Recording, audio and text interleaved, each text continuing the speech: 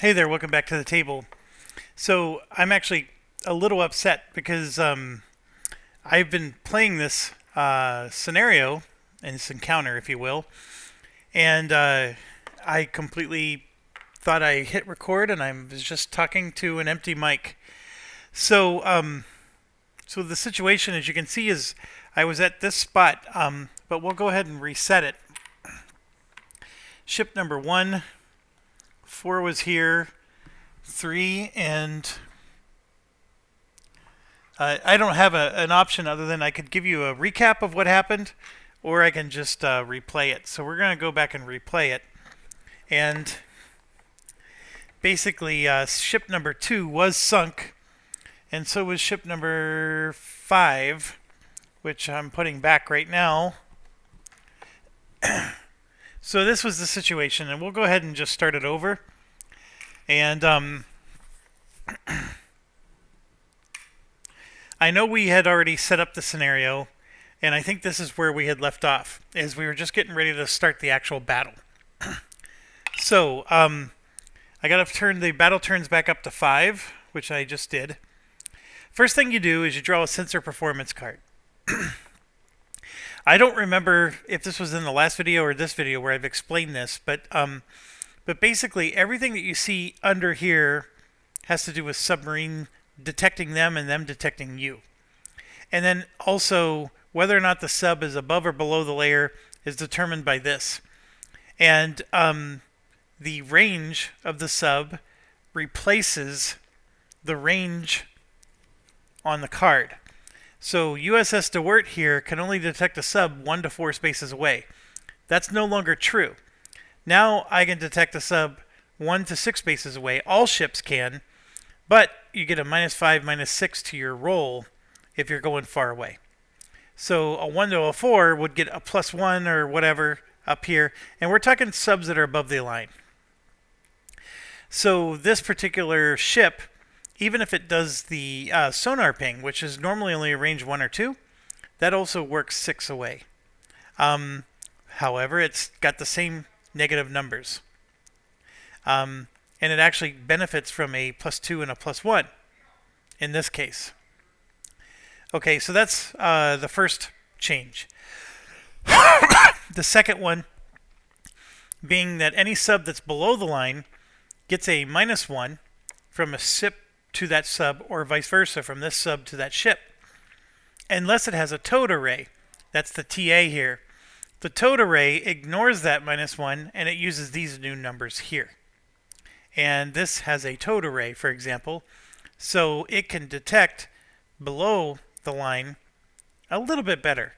And in fact, at 5 or 6, it can detect much better. So I don't know the physics behind why a sub far away can be detected below the thermal layer, but I'm guessing it has to do with angles.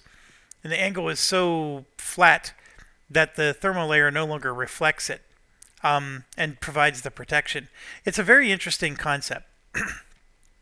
And then the sub, if it moves to here, you're going to roll a die to see if it pops up. So it's going to move in its zone, but then eventually as it gets closer and closer, every time it hits its movement phase, it'll roll to see if it pops up.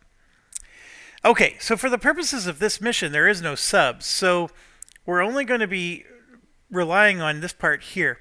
The sun is just a thematic thing, indicating why we get a bonus to our surface detection.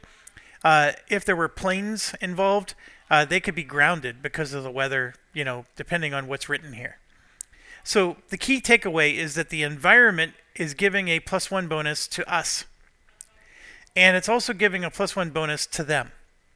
Now, when you look in the rule book, that +1 bonus is missing. It's in one place, but it's missing in another. And I'll show you real quick.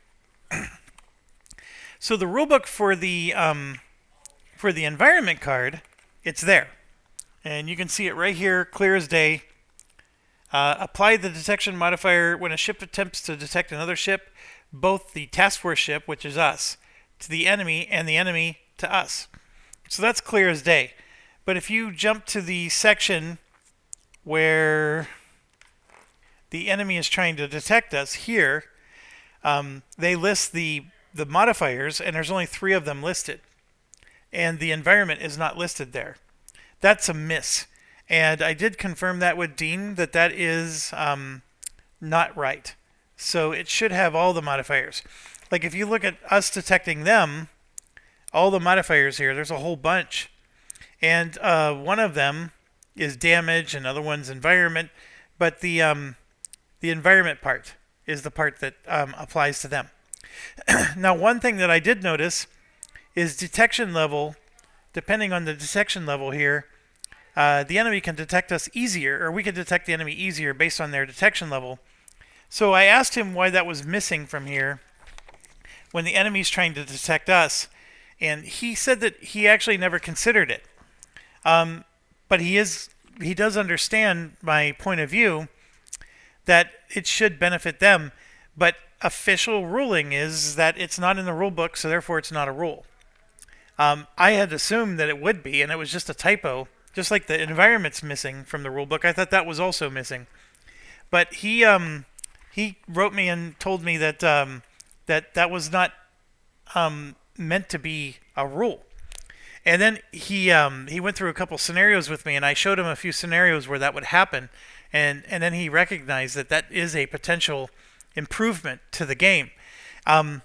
His mind was thinking that if an enemy has detected us and we have a detection level, the enemy would always attack us. However, the enemies try to attack, but this one only has a range of 1. And right now, he's sitting way out here in range 5 land. And if we were detected, he can't attack us. So the next step in his process is to try to increase the detection level of already detected ships. So that's the scenario that I came up with. And so Dean's evaluating it, and he'll let me know. Okay. I know I got way deep in the weeds there, but basically for this phase, we're going to start, for 5 battle turns, we do this set of actions until it's over. Then once it's over, we do this part. So right now, we do sonobuoy detection. If there was a sonobuoy that was deployed, it would try to detect a sub. There's no subs, there's no sonobuoys, so we're going to skip that. Perform fast task force actions. And again, I don't remember what was in the video that I thought I was recording versus what I actually recorded, but we did draw an event card. I believe we did that in the last video, and we picked one main force ship to be fast for the encounter. So the way it's shaping up is we have 1, 2, 3 ships that are fast, and then our captain, or commander, if you will, has 1 fast action here. So we actually have 4 fast actions, and the commander can do 3 things. He can move the task force, he can do task force redeployment, or a ship action. And I'll start with the ship action first. That's a simple one. Basically, any ship gets to go, gets a bonus action. So he can just use his commander ability. So this ship could actually go twice if we wanted. Or we can make this ship go even though he doesn't have a fast action. The redeployment is one that we're not going to be using for a while. But that is like this ship is beat to heck and back, and we need to protect it. So we can redeploy him back to here to protect him. That causes him to gain a stress. But there's no reason to do that right now because all of our ships are perfectly healthy. So we're not going to be doing that one for a while, hopefully. And then the move the task force is conceptually both easy and hard. And you either are going to be one of those spatial people that get it or you don't. So you got to think about this in terms of like the fleet. They're never going to move. So how do you simulate moving closer to them? What do you do? If these guys can't move, how do you represent that they move closer? Well, the way you represent that is you move everything in, like this. Right? So you move the enemy towards you. So even though you're the one that moved, the enemy actually moves. And I know that can be a little confusing, but it's also simple at the same time. Now, if we want to turn left, then the enemy will turn right. like this. Because we turned left, they're going to go this way. And if we turn right, then the enemy will go like this. Okay?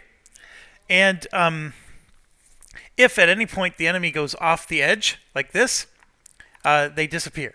They're no longer a target. They're no longer in the mission. They're immediately out. If this ship here with the star on it were to ever have that happen, we immediately lose the entire mission.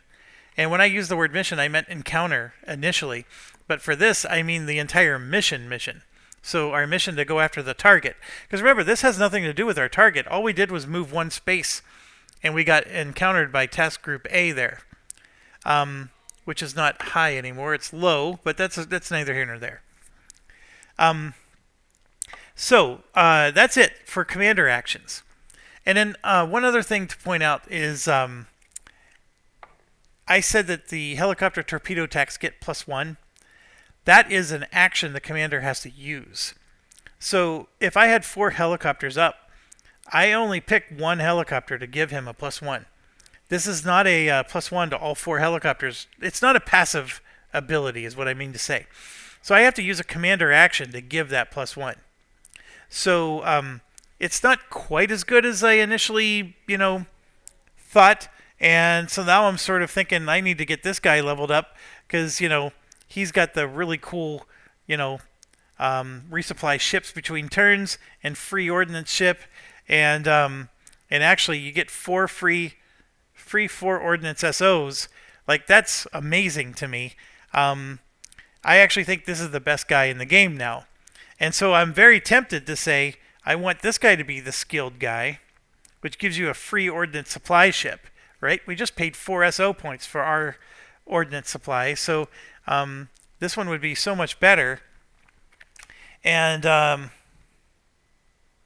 is an ordnance supply, right? Or is it? It's an ammunition ship. I'm assuming that's an ordnance supply ship. We don't have any other type of ship. So I think it means, yeah, it's an ammunition. So if we use this guy instead of this one, because at the beginning of the game, I made this guy the skilled commander. I'm realizing that I have to use his actions to give those bonuses, and they're not as good. Although, technically, I guess they could be helpful. And so I'm leaning towards I'd rather have this guy who uses gives us a free supply ship. And that, of course, I don't know how... Let me pause real quick. Yeah, it's exactly as I explained it. So it's a little bit of a retcon, but I'm going to change my mind and just assume at the beginning of the game that this guy was the noob, right? So we're going to set Kinsley to noob, and the one that is skilled is Brian, and that's who's going with us on the mission. So that free ordnance supply ship means that we have 4 SO points more. And I think this is just a lesson learned already, because I'm realizing that I really like the supply points. So we spent 16 so far for the mission, and but we instead of 20, right? So normally we spent 20 really, but I'm going to break down that we only spent 16 because that ordnance ship is free. And it is not an actual action during the game. It's just something you get, which is what makes that commander awesome.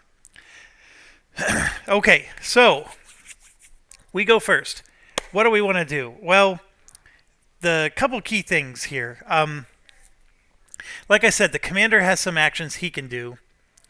He has a lot more actions he'll eventually be able to do as he levels up.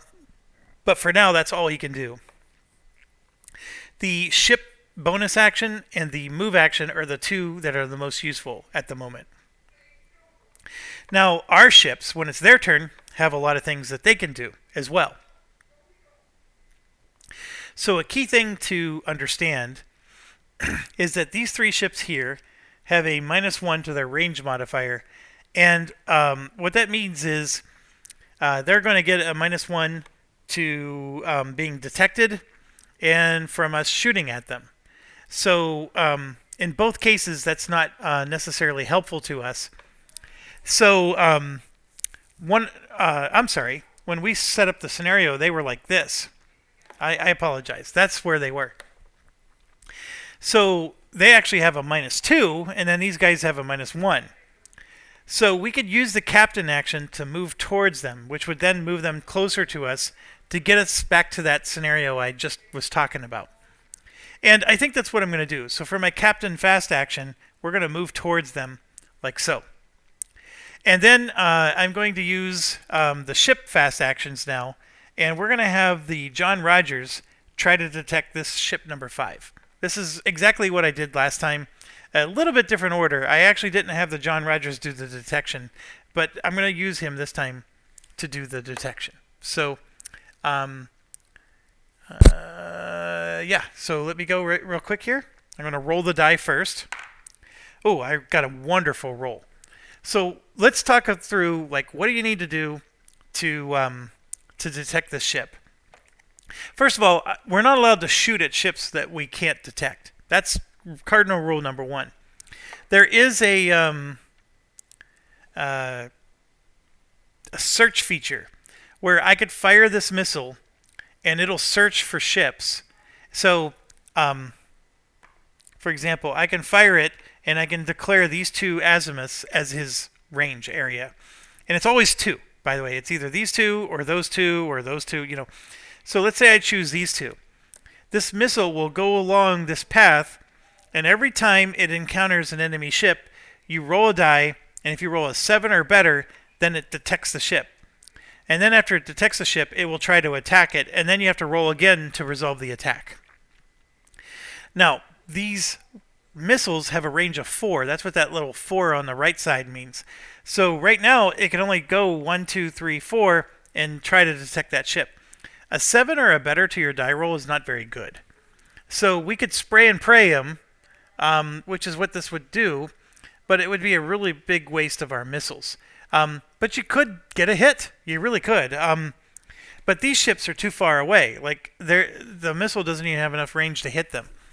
Now, the time when it's better is if all these ships were, let's say, here and not detected, then the missile will try to detect every single ship it passes.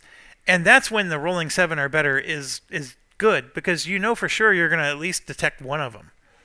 You know, you roll the die 4 times, you know, you got a real good chance you might, you know, one of those times is going to be above 7. And so then, you know, after that, it's just a matter of do you hit or don't you? And that doesn't, you know, get changed by much. So the fact that we rolled a 10, first of all, excellent. Next, this was the John Rogers. So there's a couple of things on the John Rogers card you got to bear in mind. The first one is we're detecting a surface ship. So if we get a 5 or a better, we're going to at least detect it. A 10 right now would get us to level 1, level 2, level 3 detection. Level 3 detection is this marker right here. A level 3 detection will give us a +3 detection modifier. That's what the DM stands for. So that +3 is going to help us to detect it again later if we need to, although that's the highest level you can go. It also gives us a +3 to hitting it with a missile. So a level 3 detection is you have a rock star lock on this thing. So it's the best you can get, actually. I don't think there is a level 4. No, there isn't. Now, the level 1 detection, if we only got a 5, gives a +1.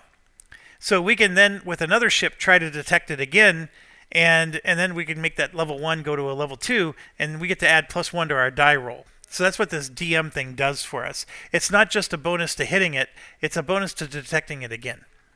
But once you get up to level 3, that's as good as it gets. So let's see if we can hit level 3. So first of all, the 10 gets us there, but we're not done. We got to add some modifiers now. The modifiers, if you're wondering, they're in the rule book, but they're also in this little cheat sheet that they give us. So for a detection attempt, you would use these modifiers here. So to go in order, the skill modifier is the first one. Well, that's a bad one for us because his skill against ships is -1. So that actually takes that 10 and turns it into a 9. So we dropped one.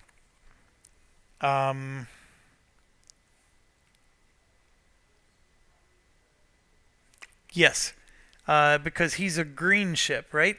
No, he's... Give me a second. We got 2 average. Yep, and 2 green. Yeah, he's a green ship. Okay. So he gets a -1. So it turns him to a 9. But we're not done with the modifiers. The range is next. And the range is as simple as there is no bonus to range here. But for 5 and 6, this is a -1, and that's a -2. And then for a 1 and a 2, you can see it's +2, +1. All right, so the 3 and 4 are nothing. And he's currently in the 4 spot. So no range bonus. Next one is the enemy ship NM, which is the noise management. So enemy ship number 5 is the Rapuchka, and its noise management is 0. So no modification there. Next, it says screening force. So the John Rogers is in the screening force. So he gets an automatic +1 to detection. So we're back up to 10 again. And then next is any damage. Well, there's no damage to that ship or to us. So there's no modifier there. And then the last one is the environment, which is the expansion we're using, or the variant, I mean. And we get a +1. So we actually go to 11. Now, we don't get anything extra for being at 11. But what we did do is we guaranteed we got 3 levels of detection on this guy. So I'm going to go ahead and put this card down. And then we grab a detect 3. And I don't know what the right nomenclature is to put it below it. I'm going to put it behind it. Like that. So we have 3 levels of detection on ship number 5. And we still got 2 more ships to go. So we have the DeWert. And then we have the, obviously, the Lady Gulf, which is our cruiser. And so what do we try to do next? So should the DeWert shoot? Or should it leave things be? Oh, it's a good question. We have level 3 detection, so I would like to shoot. But I could do that with the Lady Gulf. So I'm going to instead use the DeWert to try to detect the other ship, number 4, up here. So let's roll. And so I rolled a 3. Not nearly as good. But let's go through the modifiers again. We already know that the range is nothing. There's no damage, so those 2 are out. We already know that this is a +1, so that puts us to 4. The DeWert does not detect anything unless we get to a 5, and its ship value is 0. So I got nothing for that. The noise management we already know is a 0, and so the answer is we didn't detect anything. No. We get 1 more bonus. He's a screening force, so he gets +1. So that takes that 3 to a 4 and then to a 5. So we gained a level 1 detection on this ship here. So he gets a detect 1 on him. That's how it works. Okay, so now we're going to go to the Lady Gulf. To kill these things, every ship here has only 1 hit point. So we only need to hit it once. And so I'm going to actually just shoot 1 single missile. Now, every ship can shoot 2 missiles at the same time if they want at 1 target. If you have the VLS, which the Lady Gulf has, you can then shoot 2 more. You can shoot 4, but only if you have VLS. And let me show you again. The VLS is this thing. Okay, so but see, RGM-84 does not have VLS, and these are RGM-84s. So I could not shoot 4 of those, but I could shoot 4 of these or 4 of those. Does that make sense? But just to talk through it, this is a normal attack. This gets a +1. This gets a +2, and this gets a +2. So the 3rd and 4th ones it's basically like you're swarming missiles at it. And so even if the first one misses, these other ones you're spraying and praying, basically. It's like a machine gun. So even if you only shoot 2 of them, the second one gets a +1 to its die roll. Now, I am not doing that. I'm just going to shoot 1. I want to shoot 1 and hit 1. I want to save my munitions because I know we got a long way to go to get to our target. So I'm going to roll for the attack. and it's an awful, awful roll. It was a 2. I need to get to a 6. That's what I mean by awful. So next thing we do is we look at its skill. The skill on the ship is +1. So that puts us to 3, and that's good. We have to look at the Rapuchka's missile defense, which is 0, so that's good. We're still at 3. I'm going to check right now. All of our modifiers are here. So we did the skill modifier. There's no range. We just checked the ship's missile defense. There was nothing. The detection level adds 3. So, and then there's volley, spread fire, and then damage.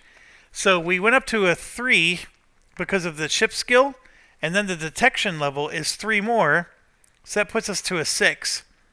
And a 6 is just enough to hit.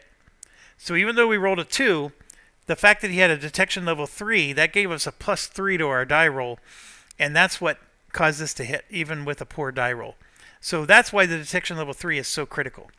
So just one of these was all it took, and this ship is sunk. And that's exactly what happened the last time I played. So this ship is sunk. Now, it states right here that you get 1 SO point for sinking it. And that's different than the 4 we're going to get if we sink all of them. So that's awesome.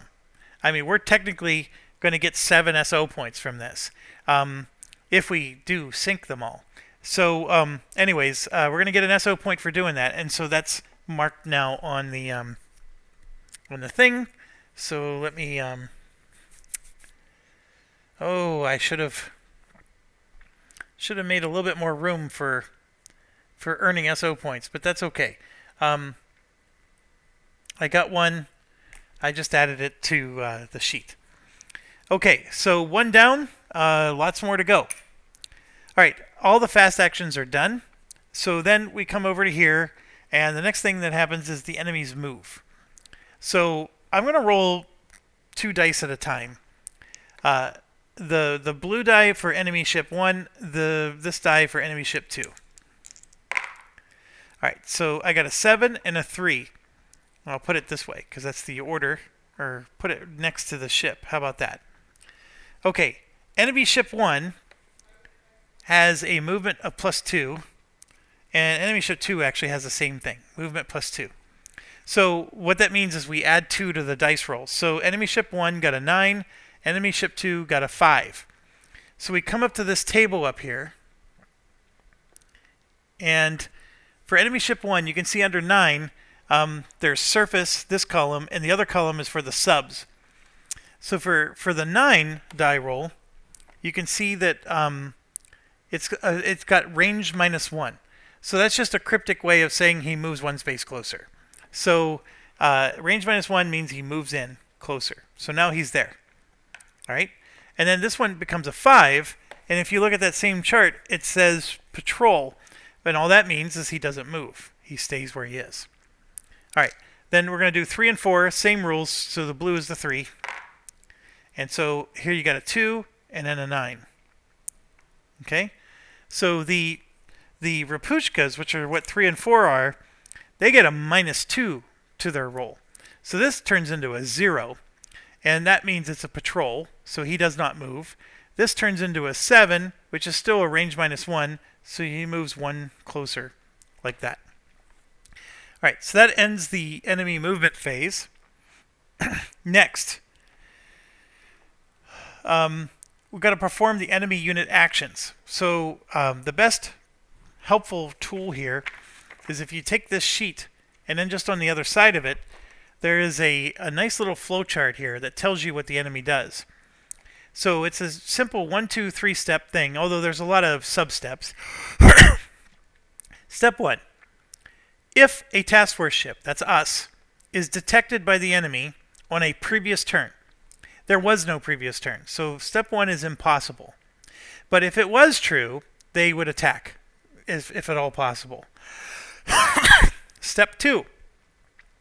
If another Soviet ship has detected us, and it's within weapon range, and that's referring to this turn, then we do a command and control check. So we're going to do a check to see if they were able to relay that information to the other ships so the other ships can do the attack. If they pass the command and control check, then yes, they will try to attack. If they don't, then no, we keep going down the chain.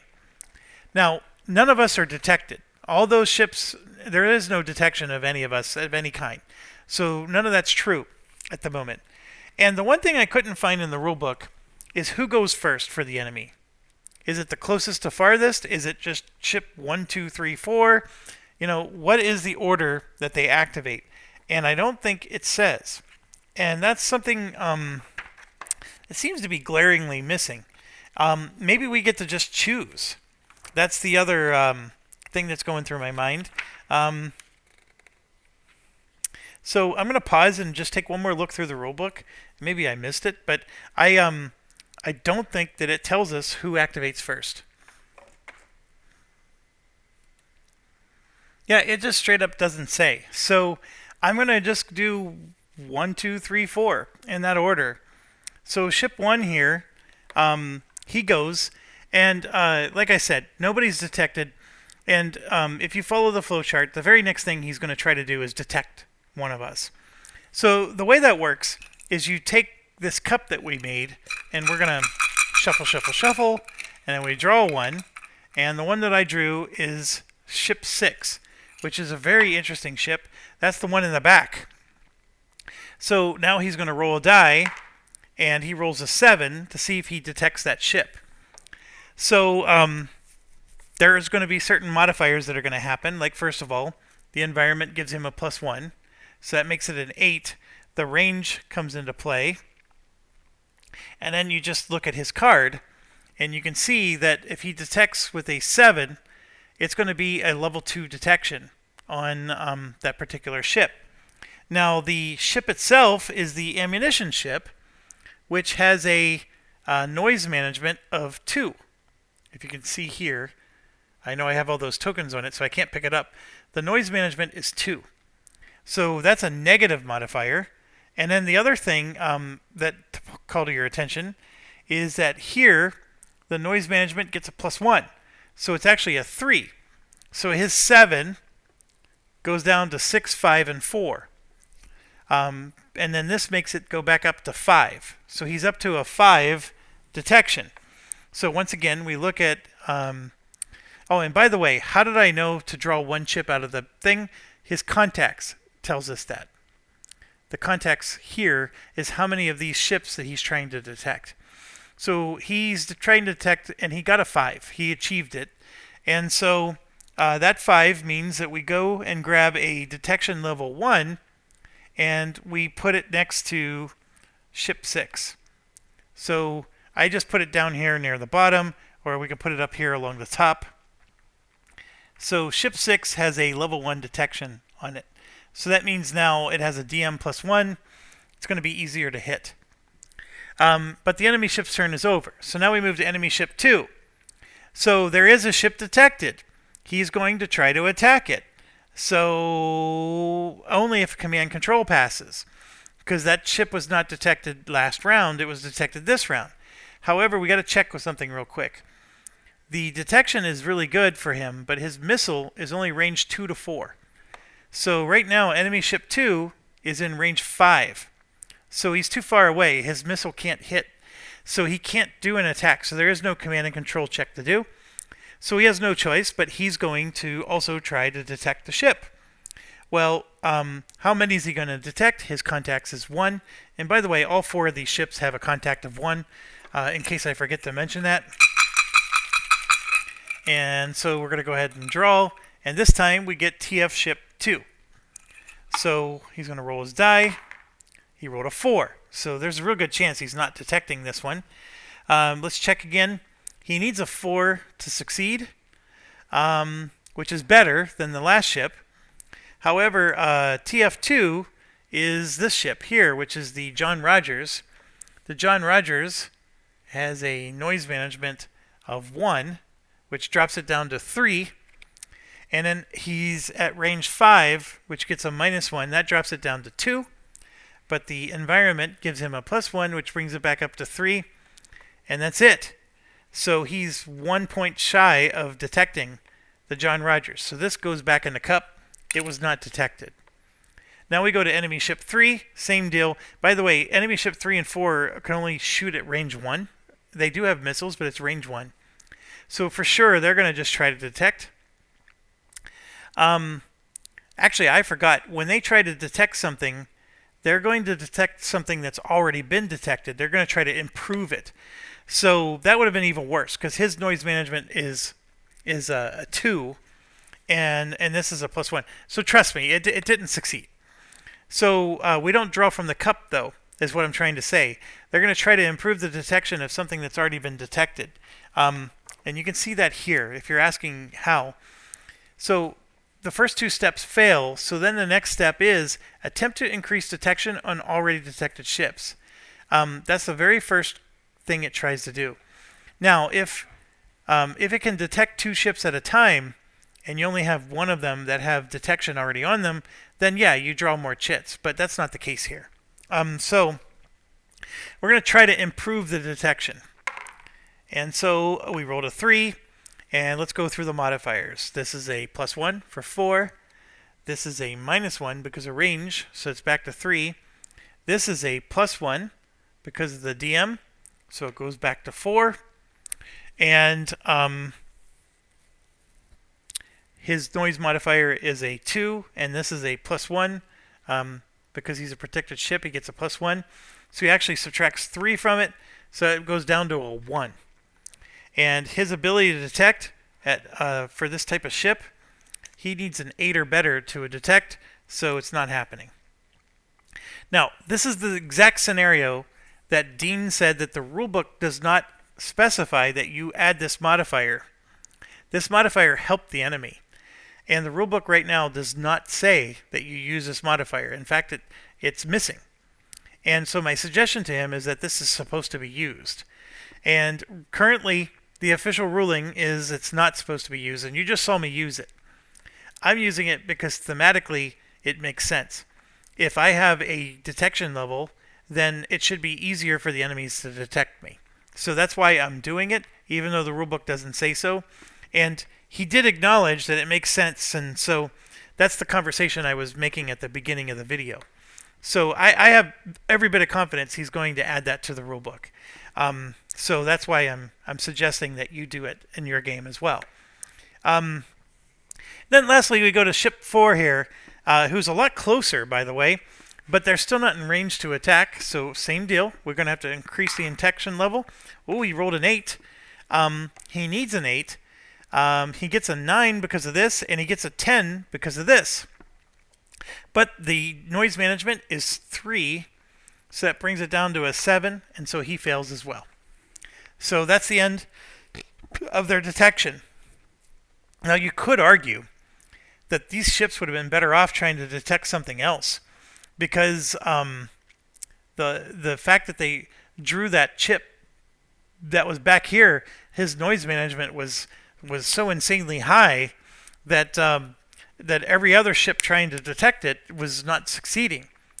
However, I think that's part of the fog of war. They don't know that they got the ship in the back or the ship in the front. It just, this is the ship that they found, and all the other ships are honing in on it.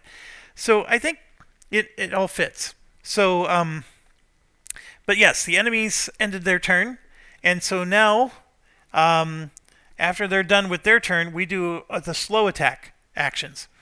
So just a reminder, during the slow phase, we get 1 slow action for our captain, and they get, and then we get 1 ship action for the Spruance. So the Spruance, we have a detection level of 1 on this ship. I'm going to go ahead and shoot a missile with the Spruance. I'm going to shoot an RGM-84 at that ship right there. So once again, we need a 6, and it's a range 4, which that's within range.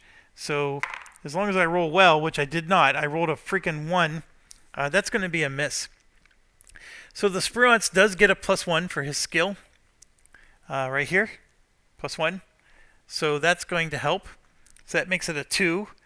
The detection level adds another +1, makes it a 3. But I think that's where his luck runs out. And he needs to get up to a 6. So it's not going to happen. So I'm going to check real quick. Yeah, the range doesn't do anything. Detection, his missile defense. So the missile misses. So that turns over. And now the captain gets to do something. So I think I'm going to just give a ship an action. And so the ship that I'm going to give an action to, I think I'm going to let the Dewart go, and he's going to use his action to try to detect this ship right here. So we're going to roll, and that's a 10. So that's an amazing roll. It's range 4, so there's no modifier there. This makes it an 11. Ship number 1 is going to reduce it by 1, so that makes it back to a 10. But I think that's it. And then he gets a screening bonus of +1, so that makes it an 11 again. So the Dewart, just to remind you, gets a level 3 detection at a roll of a 10. So that's exactly what he got. And so we just put a detect level 3 on there, and boy, oh boy, I wish I had another action, but I don't. Okay, so we are finished with the slow attack actions, and now we do the next phase, which is step 7 here, or I'm sorry, 8, 6, decrease detection levels, and then lower the battle counter. So the battle counter is going to go to 4, and then the detection levels go down. So these go to 0 and 0, and then this one drops to 2. And now we do another round. So this is rinse and repeat until we run out of battle turns or something. Now this is our target we gotta get, or otherwise we lose the mission. So that's why I was aggressively trying to detect it. Even though the detection level dropped by 1, having a detection level 2 is still really good. Also, he's in range that he can start shooting us. So we need to take him down. So first step, Sonoboy check. There are no Sonoboys out there. There's no subs. Next, do fast actions. So I'm going to start with the fast action, and the Lady Gulf is going to shoot this guy. And we have a detection level 2. So the question is do I shoot 1 missile or 2? It's very important that I kill this guy. So there's temptation to do 2. In order to hit, I need a 6. I am going to get a +2 bonus because of this. His missile defense, though, is a 1, so he's going to give a -1 to us. So I'm going to shoot 2 missiles at him. And remember, I can't do more than 2. That's the best I can do.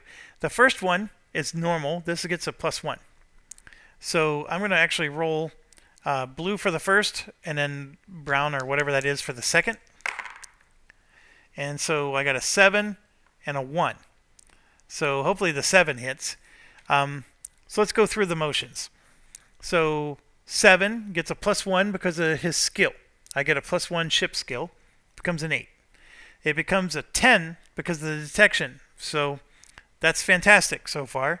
And then it becomes a 9 because his missile defense is a 1. So it drops him back down to 9.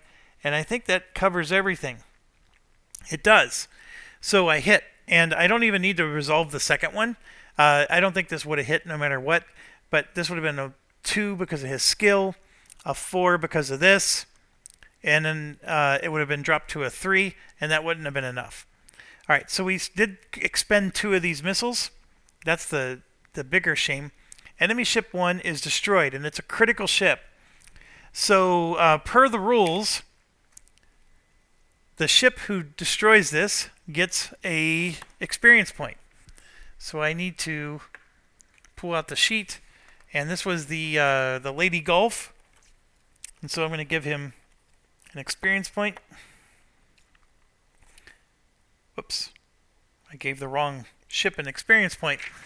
But there we go. And I think we're going to get one at the end of the mission as well for everybody. I'm not sure. We're going to find out. I didn't look ahead. Okay, so that's action 1. Done. Action 2. We got this ship here. He's not a threat. So we're going to go ahead and try to detect ship number 2 here. So let's roll. I rolled a 5. The Dewart does not have any skill, so it doesn't get a bonus for that. This gives a -1 because of the range. However, this gives a +1, so those cancel each other out. But he has a -1 because of his noise management, and so that puts us to a 4.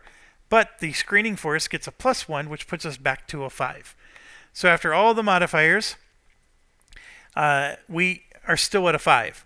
And the Dewart, for detecting surface ships, needs just a 5, and he got a level 1 detection on enemy ship 2. Oops, that's the wrong one. So we got a level 1 detection on enemy ship 2 now in play. And then now we got the John Rogers. They get to go.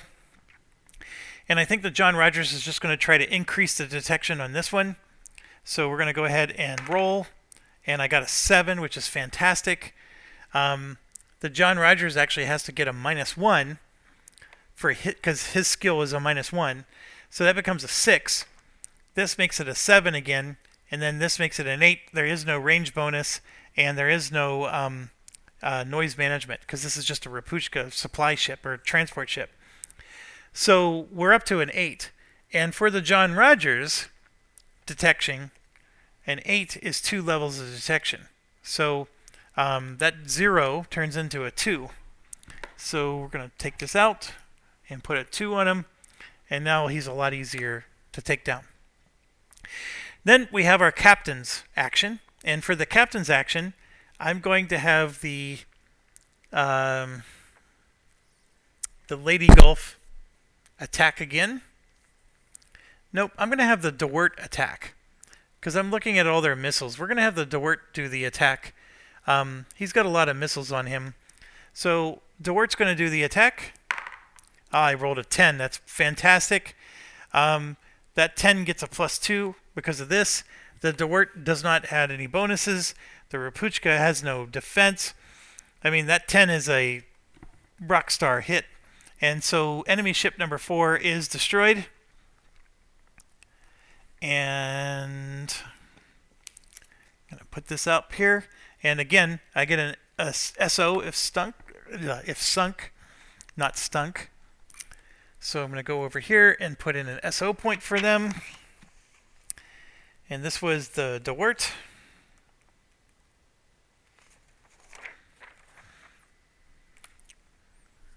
And that was a great round. So now we got to do the movement phase. So again, blue and brown. So I rolled a 5 and a 10. Enemy ship 2 adds 2 to his value, so he has a 7. So if we look up at the table here, the 7 is range -1. So what that means is this ship is moving 1 closer. And then the 10 for this becomes an 8 because he subtracts 2. That's what the Rapuchka does. And subtracting 2 is range -1. So they both move in. Okay, now it's the time for the enemy ships to do their action. This one is detected. Even though it's a 0, it's still detected. And it was detected last turn. So enemy ship 2 can fire on him, and he will. He always attacks, and his range is 2 to 4, and he's shooting a missile with a 6 or a 9. So we just got to pray he rolls low. He rolled a 1. That was excellent. Okay, but let's go through the modifiers for him. I'm assuming they're the same as for us, but that was not the case in the rulebook for detection. So I'm just going to look up the modifiers real quick and make sure we do those properly for him.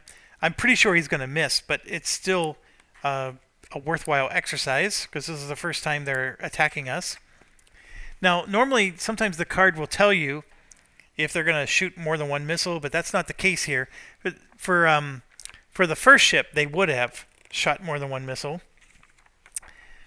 Okay, so the modifiers are the range, and there is no modifier because it's range 4. The sub would have a modifier with the azimuth, but that's not here. The ship missile defense, which is a 2. So if you look at the, see that's a 2, and then you actually get a +1 missile defense here, so it becomes a 3. These oil ships are like rock solid, so that 1 becomes a -2. And then the ship's detection level, which in this case is a bonus of 0. So even though he shot, he missed. If he would have rolled high enough, he would have hit. So I understand why they shoot and why the AI does it. It's just in this case, it wasn't a really good odds thing to do. Now, enemy ship 3 doesn't have the range, so it will try to increase the detection level of that. And it got a 6. And again, that's just not going to... The detection level does not increase. Now, you might be wondering, this is listed in infinite loop, and these guys are like doomed. In a way, yes. But at the end of this round, this detection level goes away, and then the this chip goes back in the cup. So next time they decide, hey, we need to detect something, they'll draw from the cup again, and it may not be this ship anymore. So if they do survive this round, they'll have another round where they actually get to do something different. So it's not going to last forever. Alright, now we're at the slow phase, which is our turn. And the Spruance here is going to fire a missile at this enemy ship right here. Now, we got to be careful. Oh, actually, his missile defense is 0. So we're going to do it. We're going to fire. Let's hope we roll high enough. I rolled a 10. That's excellent. I'm doing really good rolling tonight. So just go through the motions. And by the way, they would have gotten a +1 to their detection. That didn't matter. So the 10, there's no modification for the range. The detection level is +1, so it becomes an 11. The Spruance has a +1 on the ship itself, so that becomes a 12. And there's no missile defense, so we basically got a 12 on this guy. We only needed a 6. Enemy ship 2 is destroyed. And this detection modifier goes off, and we got another score for the good guys. Okay, so Captain has an action, and I'm going to have the Captain use the Dewart to try to detect the ship. We rolled a 7, and then again, we go through the modifiers. Nothing. 8. The ship has no bonus, so it stays at 8. And that's pretty much it. It's just an 8. So we got a level 2 detection on this ship. Oh, the Dewart gets a +1. That makes it a 9, but he needed a 10. Okay, so we do all that, and now the battle counter is going to go back down to 3. Detection level goes to 1. And then this detection level disappears, and this goes back in the cup. And then we start all over again. No Sonoboy. Then we do fast attack. So we got these two, right? I'm going to have the Rogers try to attack him with a missile. So got my missile. I rolled a 9. The Rogers gets a -1, which is an 8. That gives a +1, which puts it back to 9. There's no range penalty. There's no missile defense. It's dead. And we gain, look at this, 2 SOs have sunk. So we get 2 for this one. That's excellent. I didn't even catch that. So the Rogers gets 2.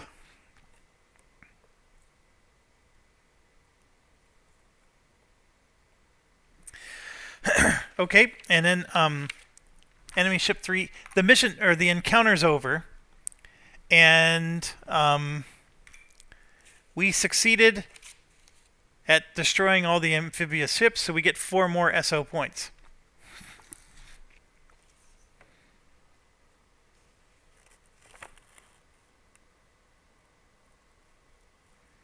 All right. So, these encounters are long. I mean, this is just as long as doing the actual target.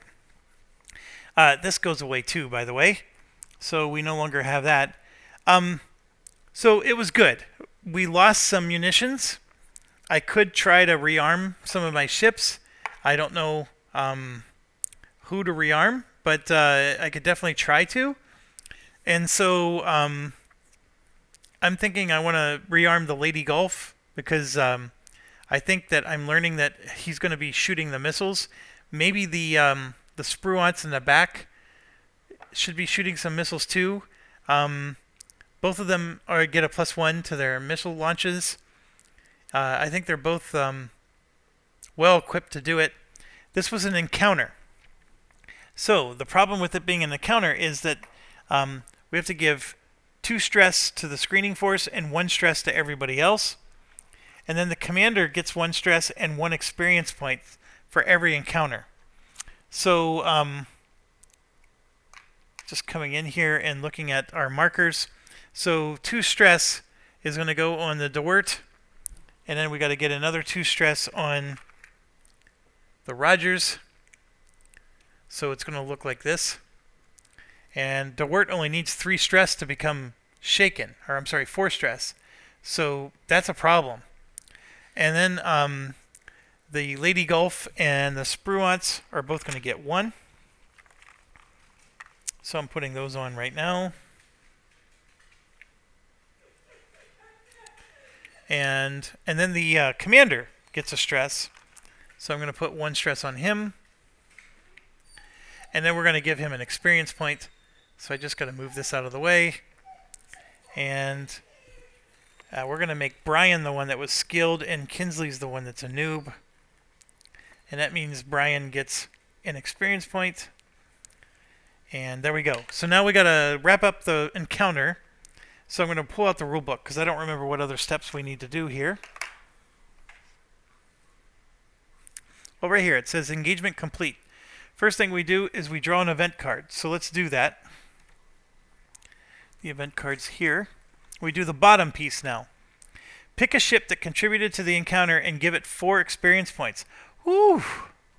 That is sweet daddy stuff there.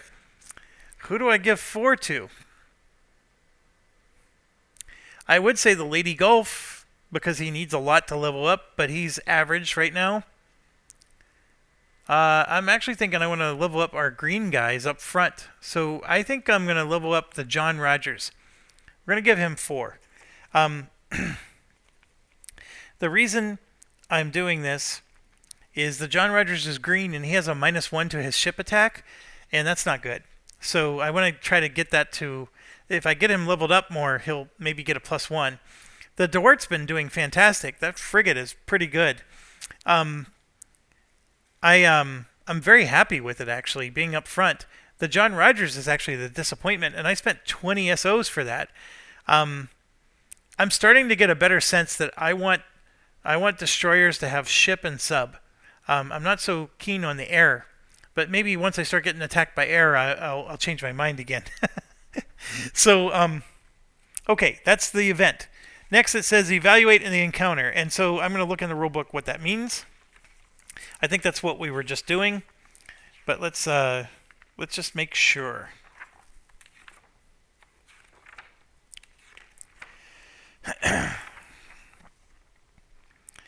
Okay. For a random enemy task force account, check to see if you met the encounter objective, and if so, earn the reward. We did that. We gave ourselves the 4 SO points. If the target is enabled without the keyword improvement, okay, this is not the target, so we don't do anything with the target. We can attempt to do a repair. We add stress, which we did. If the ship has a cool value, reduce the stress by the cool value. Okay, we got to check that. So the Lady Golf is 0. This one's a 1, so this goes to 0. That's excellent. That's a 0 and that's a 0. So all of them keep their stress. Each task force ship earns 1 experience for the encounter. If the target was destroyed, each ship and commander earns an additional. So this was not a target. So if it was the target, we would get 2 experience, is what it's saying. We're only going to get 1 for the encounter. In addition, a task force ship earns 1 experience for destroying a critical. A ship earns it, so we already awarded that. Add 2 experience to the commander if the flagship is screening, and 1 if it's a main force ship. We did that. So we just need to give each task force ship 1 experience for the encounter. And then the commander already got his 1. So the Lady Gulf gets 1. The Spruance already has 1. That was a mistake on my part. I was trying to give the experience point to the Lady Gulf, so I'm not going to write anything additional. The John Rogers gets 1, so it's up to 5 now. And the Dort gets 1. Check each ship and commander and determine if they have enough levels to promote. So that's looking at the experience points here, and the only one that would possibly be ready is the John Rogers, and it is. So the John Rogers needed just 4 experience points to promote. So he's going to go from green to average. So let's pull this out. And you can see that the average, his ship bonus goes from -1 to 0. So we're finally improving. His sub bonus gets better. And I don't think anything else changes for him. But that's what we want, though. We want that kind of improvement on him. And so 4 of these points go away. So what we're going to do is we're going to cross all these out. And then we're going to just put a... he had 5, so we're just going to put a 1. Left over. I crossed out a 5 and left a 1. And then I'm going to put a slash here to show that this is when he got promoted to average. So he gained 3 SO points, but then he got promoted to average on this particular mission. And we're not done, actually. We got a whole bunch more encounters, so I actually don't know how I'm going to do this. This is sort of different than the other leader games. I like to write on the mission where they receive all the points, but this was just an encounter. So, yeah, there's a lot of insanity here. I need a place to write down the SO points, and I don't have one. So maybe I'll start writing on the bottom or something. I don't know. But anyways, just to that end, the SO points we received is 5, 6, 7, 8. So like right now on this particular mission, we got plus 8 SO. And so maybe I'll just write it down along the bottom there, I guess. What I used to do is I would write our victory points along the bottom. So I would show how many points we have as we progressed through. So this may not work either, but right now I'm going to at least try it. 8 SO. Okay, it looks like 85, but it is 8. Okay, that was a lot of effort to go through one random encounter. All right, so now we go back to the mission level, and this is where I can use my ship to refill something. And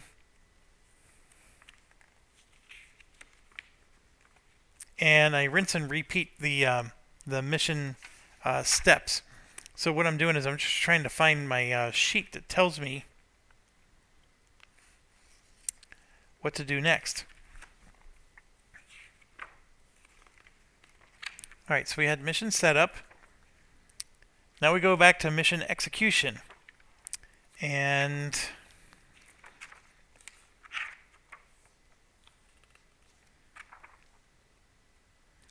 yeah. Alright, so we go back to mission execution. So the next thing that happens is we have to decide, are we going to use this ship to refuel or resupply someone? And my answer is yeah, I'm going to resupply the Lady Gulf. So I'm going to give the Lady Gulf another stress. He's going to go up to 2. And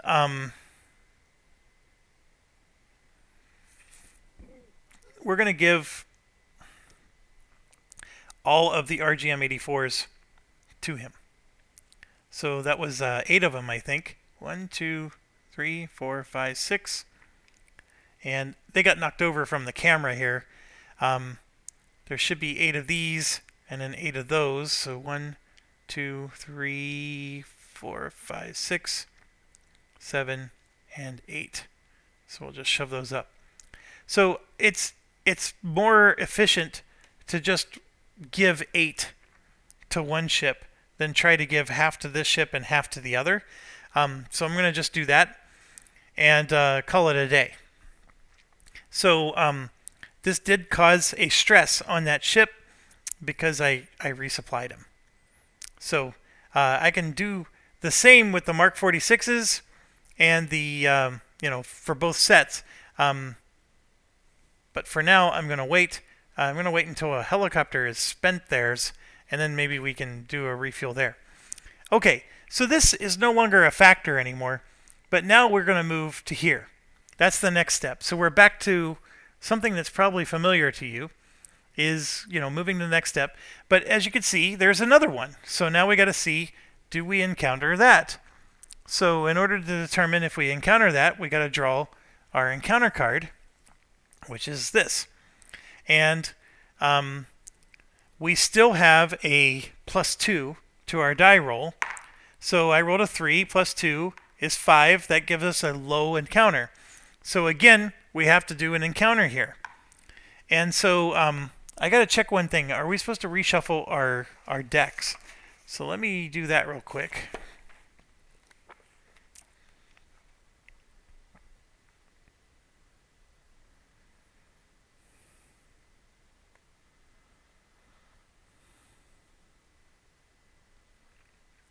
It doesn't say that we need to reshuffle. For mission setup, you reshuffle. It's definitely there under mission setup. So I'm assuming that our discards stay as discards. So we flip this over. As you know, it's another surface engagement, right? We got a low on this one. So we flip it over, and we have a surface ship and a sub.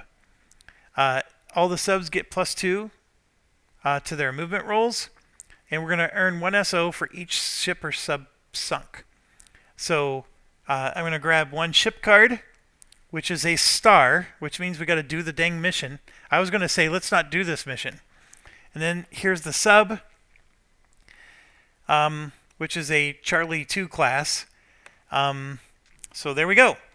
So first thing we do is we set these up along the bottom here, and this is ship number 1. So I'm going to put that there. And if there was a 2, 3, and 4, that's what this is for. And then this is sub number 1, so I'll put that there. And then that's just a tiny indicator to represent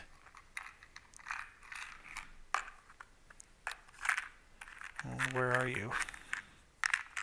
This one. So this is enemy ship number 1 that we're going to put on the board.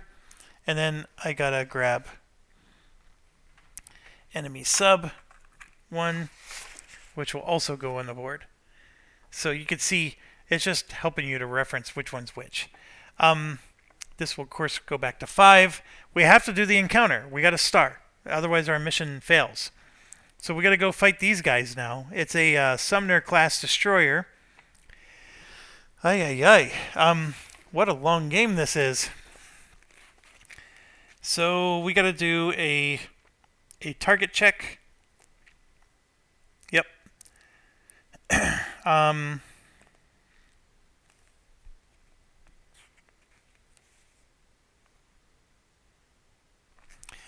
Okay, so we have to draw a sub counter.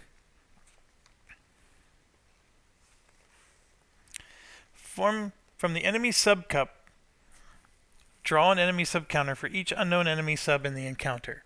Okay, so I gotta draw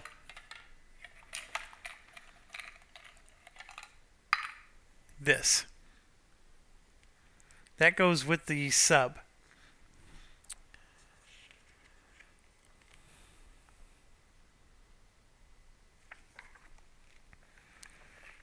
If all the ships and sub counters aren't critical, we can choose to end the encounter. We don't get any stress or earn any experience points. That's not the case here. It's not the target.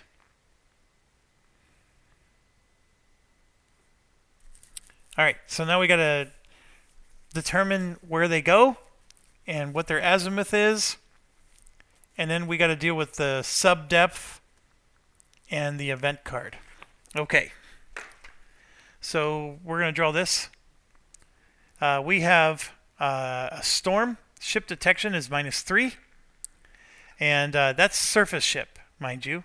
And then this is the sub situation, so we're going to roll for that in a second. But let's move this off. And I'm going to roll for the surface ship first. This was supposed to be the first number. This is the second. So this goes up against the enemy starting range. And I'm checking the table up here. I don't like the fact that the font is so dark. Like, it's got a dark background. So I rolled a 4. And the placement is a -2. You can see for this one, placement of -2. So that means it's a 2. And for a 2, it looks like the range is 4. So enemy ship 1 is in 4, and then this is a 6. So that would mean it's right here. And I know I'm zoomed in too much, but you can see the 6-7 here. So that's where the ship goes. So ship number 1, there. Now for the sub. I rolled a 9 and another 9. So this is an interesting situation. The sub has a placement of +3. So that becomes a 12. So for a 10 or more, the sub is at range 6. And then the azimuth is 10 or more, which means it's here. So the sub is way back there. Okay, now we got to roll for how deep it is. So I rolled a 9. And you can see here that for an 8, 9, or 10, the sub is deep. And a deep sub actually has a real hard, you can't detect a sub that deep very well. So, but that's where he is. So we got to grab, there's a deep marker, and we put that on the sub as well.